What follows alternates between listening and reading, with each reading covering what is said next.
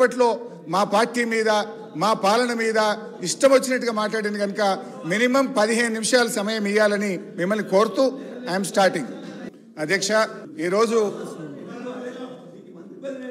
నువ్వు ఎంత లేచినా నీకు మంత్రి పదవి రాదులే అన్న. గౌరవనీయులు గౌరవ ముఖ్యమంత్రి రేవంత్ రెడ్డి గారు అన్న ప్లీజ్, కోమటిరెడ్డి రాజగోపాల్ అన్న జర దయనే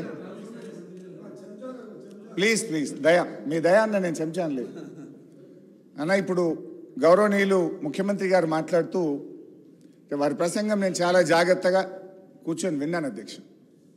వారు ఇంకా ఈ రాష్ట్రానికి ముఖ్యమంత్రి అయినట్టుగా భావించడం లేదు. వారి ప్రసంగ తీరు కానీ ఈ సభ వారు నడుపుతున్నటువంటి తీరు చూస్తూ ఉంటే ఇంకా ఆయన ప్రతిపక్షంలో ఉన్నట్టు, ఒక పిసిసి అధ్యక్షుడిగా ఉన్నట్టు, ఒక స్లీపింగ్ రిమార్క్స్ ఎలక్షన్ స్పీచ్ తరహాలో వారు మాట్లాడుతూ ఉన్నారు.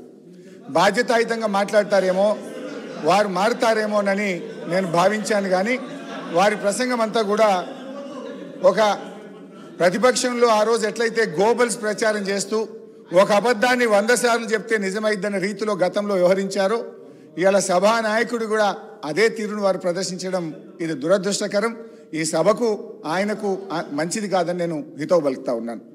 ఇకపోతే అధ్యక్ష, వారు కుటుంబ పాలన గురించి ప్రారంభించారు. వెనకటికి కూడా గొంగళ్ళ కూర్చొని ఇంటికెళ్ళేరిండట. ఇవాళ వాళ్ళ పరిస్థితి అట్లా ఉన్నది. అసలు మీ పార్టీ నెహ్రూ గారు, సోనియా గాంధీ గారు, రాజీవ్ గాంధీ గారు చనిపోతే ఒక ఎన్ఆర్ఐ ఇటలీ